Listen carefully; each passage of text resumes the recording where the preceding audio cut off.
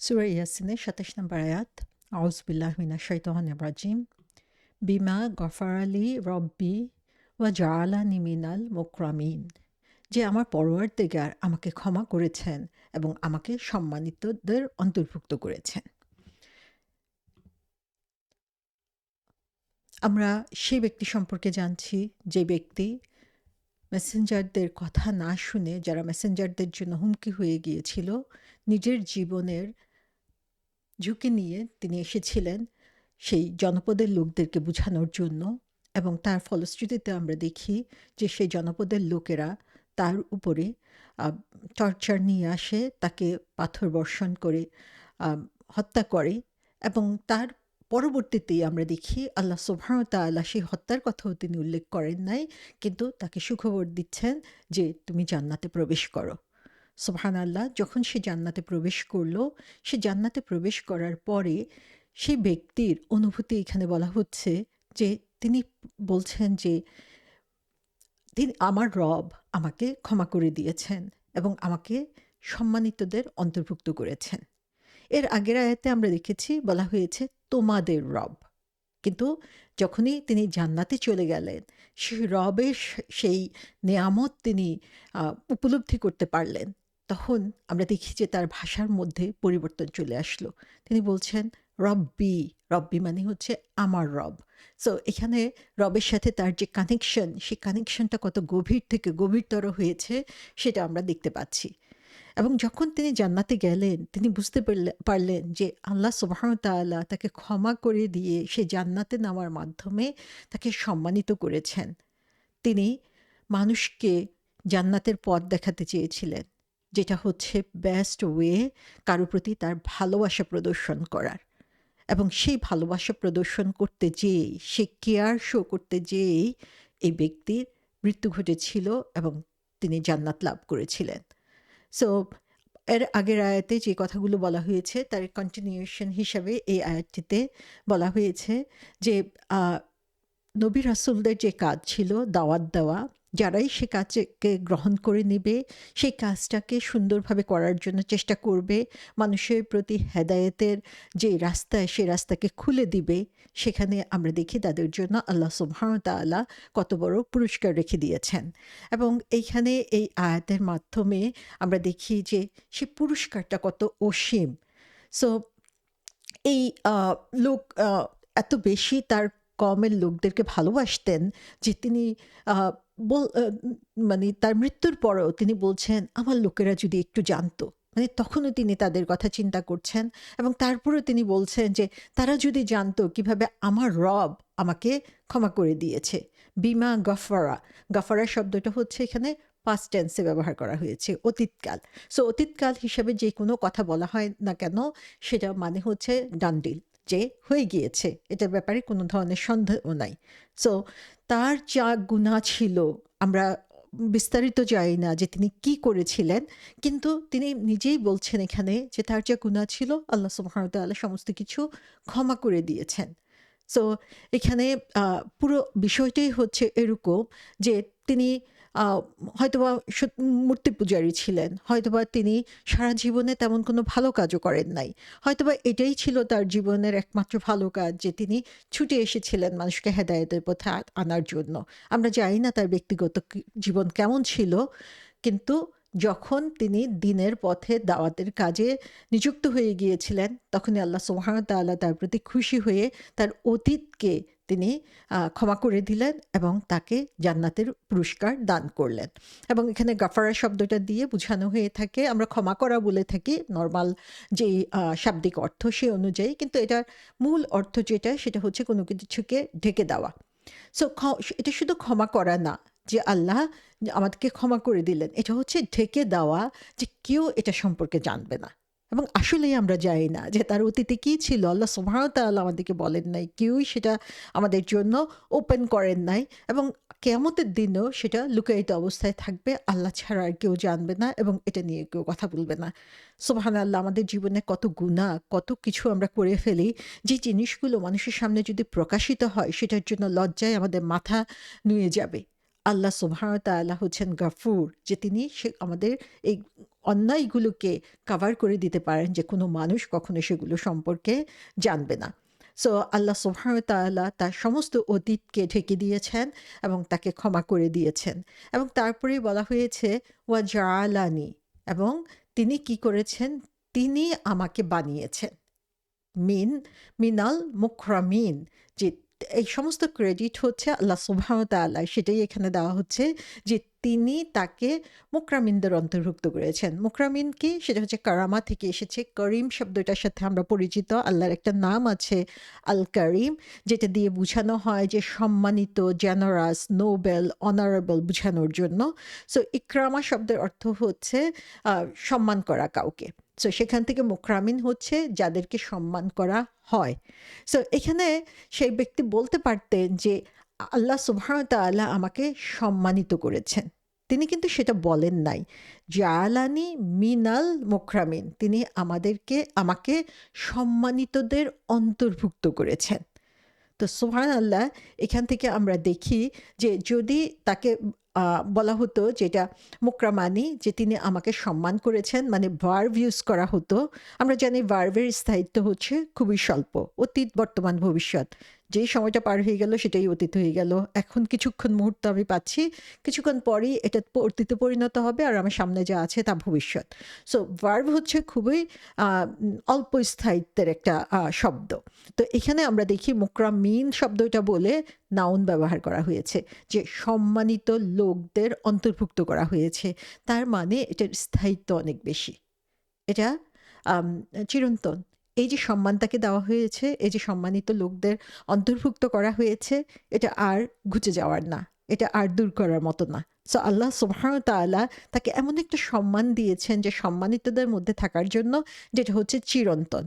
So life of hereafter, like afterlife or হেয়ার আফটারে আমাদের যেই জীবনটাই শুরু হবে, সেখানে সম্মান হচ্ছে চিরস্থায়ী, সেখানে সম্মান কখনো শেষ হবে না। কিন্তু আজকের দিনে আমরা দেখি যে ব্যক্তি আজকে সম্মানিত, 2 দিন পরে তাকে রাস্তায় ছুঁড়ে ফেলা হচ্ছে। সো আখিরাতে যে সম্মান, সেই সম্মানের সাথে এই দুনিয়ার সম্মানের আসলে কোনো তুলনাই করা যায় না। এবং এখানে আরেকটা ইন্টারেস্টিং জিনিস যেটা, যে তিনি বলছেন যে আমাকে সম্মানিতদের অন্তর্ভুক্ত বানিয়েছেন। তো একদিকে এটা চিরন্তন বোঝানো হচ্ছে, আরেকদিকে এটা বোঝা যাচ্ছে যে তাহলে একজন না, তিনি একা না, তিনি এমন গ্রুপ অফ পিপল, যে তিনি একটা গ্রুপের সাথে সংশ্লিষ্ট এখানে। সো তারা সবাই হচ্ছে সম্মানিত, এবং সে সম্মানিতদের মধ্যে থেকে তিনিও সম্মানিত হয়েছেন।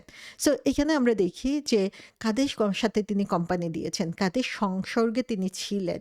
তিনি সেই মেসেঞ্জারদের সংসর্গে এসেছেন এবং তাদের মতোই নিজেকে সম্মানিত করতে পেরেছেন। সো আমরা যাদের সাথে চলি, যাদের সাথে উঠা বসা করি, তাদের একটা প্রভাব আমাদের উপরে থাকে। আমরা যারা হচ্ছে আল্লাহর কাছে সম্মানিত, তাদের সাথে যখন চলবো, সেটার প্রভাব আমাদের উপরে পড়বে, আমরাও সম্মানিত হতে পারবো। আর যাদের আচার, ব্যবহার, কথাবার্তায় আল্লাহর সাথে আমরা দেখি যে অসম্মানের দৃষ্টিতে কাজ করা হয়, কুফরি করা হয়, বা অন্য কাউকে শরিক করা হয়, তখন তাদের কাজের প্রভাবটাও আমাদের উপরে পড়বে।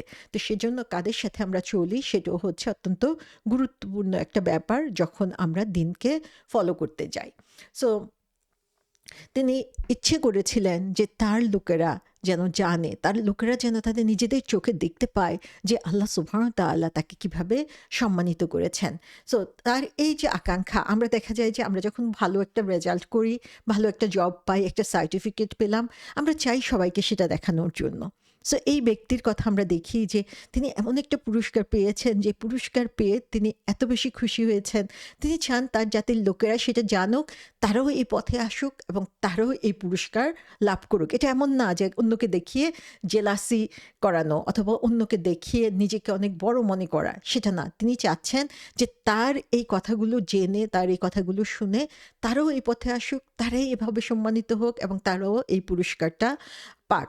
তো এখানে আমাদেরকে সবসময় চিন্তা করতে হবে যে কে আমার সাপোর্টে আছে, কে আমার চারপাশে আছে, আমি কাদেরকে আমার বন্ধু হিসেবে নিয়েছি, আমি কাদেরকে ফলো করছি, কাদের সাথে কাজ করছি, কে আমার ইনফ্লুয়েন্সার। আজকের যুগে আমরা দেখি যে ইনফ্লুয়েন্সার হচ্ছে খুবই বিরাট একটা ব্যাপার, যে কার কতজন ফলোয়ার রয়েছে, কার কত বেশি হচ্ছে সে সোশ্যাল মিডিয়াতে লাইক পড়ছে, শেয়ার পড়ছে, সেটা আমরা দেখি যে অনেক বিরাট একটা ব্যাপার হয়ে গিয়েছে। তো এই ব্যাপারটা আসলেই গুরুত্বপূর্ণ যখন আমাদের আখিরাতে ফয়সালা করা হবে। সো কার ইনফ্লুয়েন্সে আমি চলছি সেটার উপরে ভিত্তি করেই আমার রেজাল্ট নির্ধারিত হবে সেই দিনে। তো এই ব্যাপারে আমরা দেখি যে আল্লাহ সুবহানাহু ওয়া তাআলা যে কথাটা এখানে বলেছেন, সেই ব্যক্তির সেই খুশির সংবাদ শেয়ারিংয়ের যে একটা টেন্ডেন্সি আমরা দেখছি, এবং সেই সংবাদটা এত সুন্দরভাবে তিনি উপস্থাপন করেছেন। ইবনে আব্বাস রাদিয়াল্লাহু আনহু বলেছেন যে তিনি মানুষের প্রতি সারা জীবন খুব সিনসিয়ার ছিলেন, এবং সে কারণেই আমরা দেখি যে তিনি বলেছেন যে ইয়া কাউমি তাবিউল মুরসালিন, যে হে আমার লোকেরা, তোমরা এই মেসেঞ্জারদেরকে, রাসূলদেরকে ফলো করো। এবং তার মৃত্যুর পরেও আমরা দেখি তিনি বলতে থাকেন কয়লা ইয়া লাইতা কওমি ইয়ালামুন, হায় আমার লোকেরা যদি জানতো যে আল্লাহ কিভাবে আমাকে ক্ষমা করে দিয়েছেন এবং কিভাবে সম্মানিতদের অন্তর্ভুক্ত করেছেন। তো এখানে সেই লোকের যে সারা জীবনের আকুতি, জীবিত অবস্থায় এবং মৃত অবস্থায় মানুষের জন্য তার যে ভালোবাসা, সেটা এখানে প্রকাশ পেয়েছে।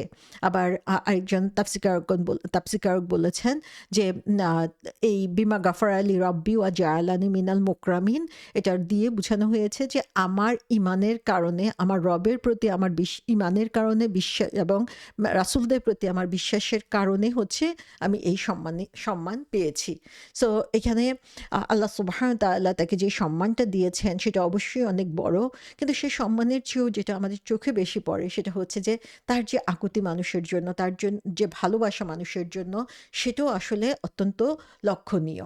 সো আমরা দেখি যে মানুষকে যখন নিষ্ঠার সাথে সত্যিকারভাবে ডাকা হলো এবং তাদেরকে বলা হলো যে তোমরা এই রাসূলদেরকে, মুরসালিনদেরকে তোমরা অনুসরণ করো, তখন সেই মুশরিকরা ৩ টা জিনিস বলল সেখানে, যে তোমরা হচ্ছ আমাদের মতোই মানুষ, তাহলে কেন আমরা তোমাদের কথা শুনতে যাব? তারপরে তারা বলেছে যে রহমান আল্লাহ তোমাদের জন্য কোনো মেসেজ, তোমাদের মাধ্যমে কোনো মেসেজ বা বই আমাদের কাছে পাঠায় নাই। তারা সরাসরি অস্বীকার করলো। এবং থার্ড যে জিনিসটা সেটা হচ্ছে যে তোমরা হচ্ছে একেবারেই মিথ্যাবাদী। সো এই প্রত্যেকটা কথাকেই অস্বীকার করে এই ব্যক্তি সত্যের পথে অটল ছিল, এবং সে কারণে আমরা দেখি আল্লাহ সুবহানাহু ওয়া তাআলা তাকে কিভাবে পুরস্কৃত করেছেন। সো এখানে আমরা দেখি যে বিমা গাফার আলী রব্বি এই কথাটা বলে তিনি আসলে তিনি আল্লাহর প্রতি তার যে ভালোবাসা সেটাকে তিনি পাঠিয়েছেন। তিনি যে শুধু একটা সিম্পল অনেস্ট সোল ছিলেন সেটা না, বরং তিনি নবীদের কথা, রাসূলদের কথা শুনেছেন এবং সাথে সাথে সেটা মান্য করার জন্য চেষ্টা করেছেন। এবং শুধু শোনা এবং মান্য করা ব্যক্তিগত জীবনে না, বরং তিনি সেটাকে কমিউনিটি লেভেলে নিয়ে এসেছেন। মানুষের জন্য নিজের জীবনকে উৎসর্গ করে দিয়েছেন, কারণ তিনি মানুষকে ভালোবাসতেন। যদিও তিনি তার নিজস্ব অবস্থানে বসে থাকতে পারতেন, এত হ্যারাসমেন্টের মধ্যে না গেলেও তার চলতো, যেখানে রাসূলদেরকে দায়িত্ব দেওয়া হয়েছে, কিন্তু তার বিবেক তাকে বসে থাকতে দেয়নি। সো চারদিকে যখন অন্যায় হচ্ছে, অবিচার হচ্ছে, আমরা দেখতে পাচ্ছি যে সমাজ ধ্বংস হয়ে যাচ্ছে, তখন আমাদের বিবেককে জাগিয়ে তুলতে হবে, এবং যার মাধ্যমেই হচ্ছে আল্লাহ সুবহানাহু ওয়া তাআলা তাকে ক্ষমা করে দিয়েছেন এবং সম্মানিত করেছেন। এবং তার একজন ইমানদারের মোরালিটি, চরিত্র কত সুন্দর এবং কত উঁচু মানের হতে পারে, সেটাও আমরা দেখি যে তার অন্তরের যেই ভাব ভাষা, সেটা প্রতিফলন ঘটেছে তার কাজের মধ্যে।